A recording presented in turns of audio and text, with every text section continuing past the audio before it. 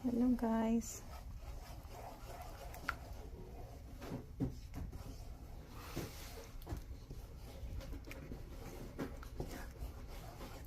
Gawa naman tayo ng moron. Itong moron ko guys, hindi siya ito yung hindi masyadong may matamis. Ito yung matamis, tas yung isa yung white, may asin at saka asukal. Ito may mani at saka asukal lang, niyog.